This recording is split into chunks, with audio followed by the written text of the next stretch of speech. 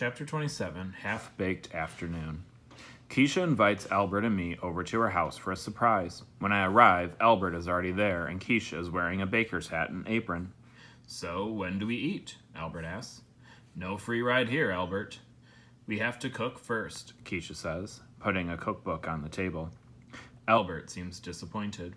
"You'll be able to eat, don't worry, and in the meantime, think of this as a science experiment. So it's two of your most favorite things, Albert." I'm pretty happy until she opens the cookbook and slides it over to me. "You're in charge." "Of what?" "The recipe. What do you think?" "What? Is she kidding?" "And Albert, you can be in charge of rolling the dough. Going to try cookie dough today to see if the letters cook at a similar rate to cake." I'm freaking out over having to be in charge of the book. I'd rather be in charge of teaching cats to play hockey. And my mind spins into that mind movie. When I start laughing, Keisha asks me what I'm doing. I have to shrug, push the picture of the goalie cat with skates and a mouth guard out of my head. "Allie," Keisha pokes me. "Yeah?" I ask, "What's the first thing?" Albert appears next to me. "I'd rather do the book. You want to trade, Allie? You can roll out the dough." "Sure, Albert. If that's what you'd rather do, I don't mind switching." Albert begins reading the ingredients while I roll out the cookie dough. It's sticky and hard to roll. Keisha points to a package of flour.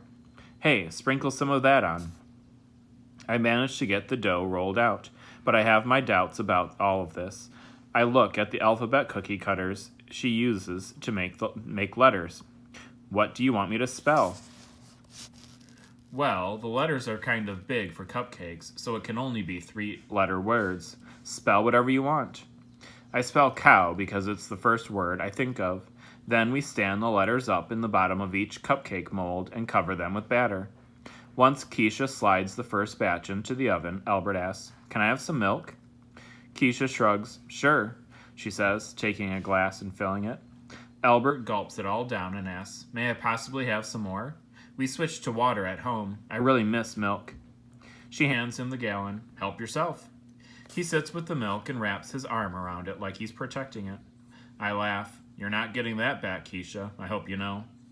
"I have a question," Albert says, after licking the milk from his lips.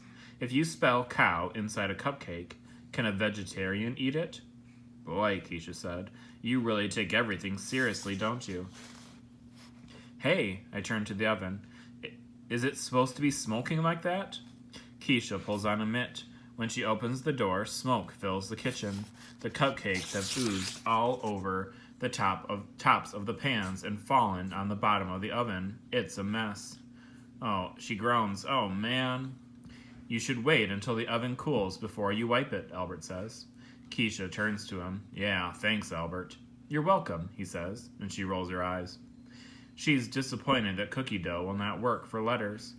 She and Albert figure out that a cookie dough expanded more than we thought it would, and that's why it made such a mess. But I just keep thinking that whenever I write something, it turns into a big mess.